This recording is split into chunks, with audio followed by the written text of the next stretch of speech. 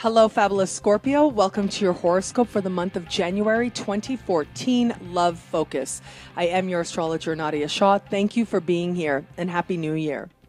This month, where it comes to love, I actually was reminded as I looked at the sky for you of how a lot of comedians, when they talk about the differences between men and women, one thing that they tend to highlight is this idea that women need to talk, they love to talk, how they can drive their partners crazy with their need to talk so much and talking about all kinds of things and on and on and on, as a lot of comedians tend to talk about when they discuss relationships, particularly when they discuss relationships between men and women. Now, regardless of who you are, how you identify, what types of people you're attracted to, I do think that there is this overall trend this month, especially for you, where there is a need to talk. And especially where it comes to love, there is a need to talk. Now, it does look like for a percentage of you, a lot of the communication that's taking place might not necessarily be just verbal,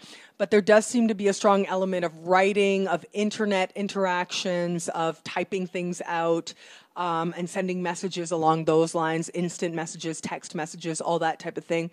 That seems to be very highlighted this month as part of the trend where it comes to love for you. And I thought about this idea of how a lot can actually be lost in translation, even if you're speaking the same language, where it comes to text. Because where it comes to the written word, it isn't just that you are reading what is said, but you are actually interacting with that text, and you're bringing all of who you are and all your past experiences towards interpreting what it is that you are reading. And so it isn't that you're just sort of picking up what the other person is conveying, but that you are actually making sense of it, especially when it's the written word. Now, this is actually a theory or an idea that has been discussed a lot for many, many years by many philosophers, but I'm sort of simplifying it here so that I can illustrate for you that this is something that you are going to have to be mindful of.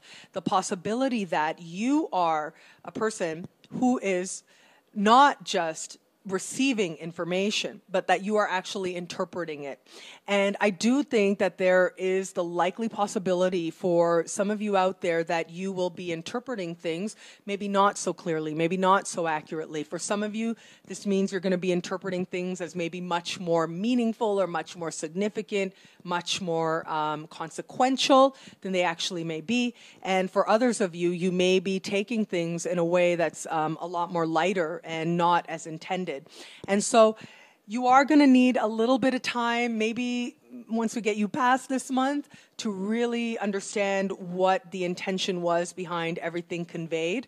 But for now, just do keep in mind, especially when you're interacting with the written word in whatever form it takes and however it reaches you, make sure that you are mindful of the fact that you are actually interpreting as you go along, and that there possibly is more than one interpretation to what it is that you're reading. Now, for those of you who are attached in an established alliance, it does look like the two of you are talking much more than maybe usual.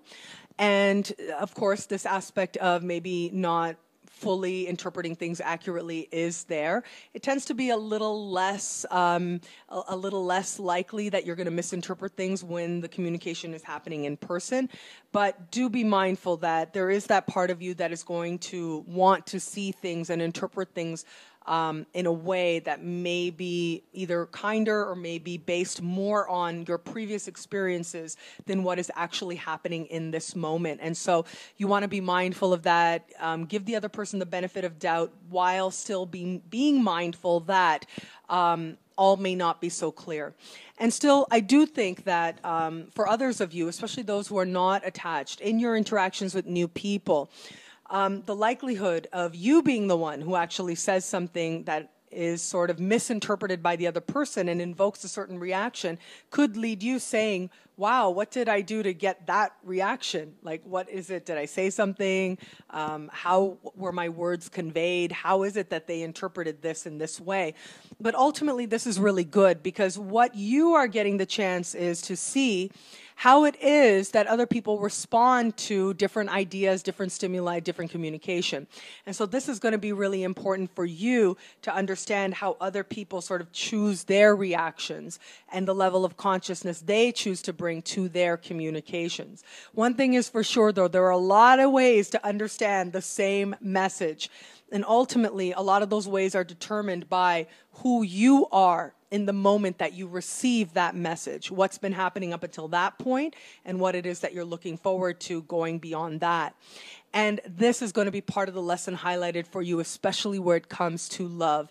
Strive to be clear in your communications and strive to understand before you communicate the different ways that this could be interpreted, and also as you receive communication, the different ways in which you might see this as well. This in turn is really going to help you to understand how to use language in order to more accurately be seen, in order to more fully convey your feelings accurately, but also to really recognize who the other person is when they show you who they are.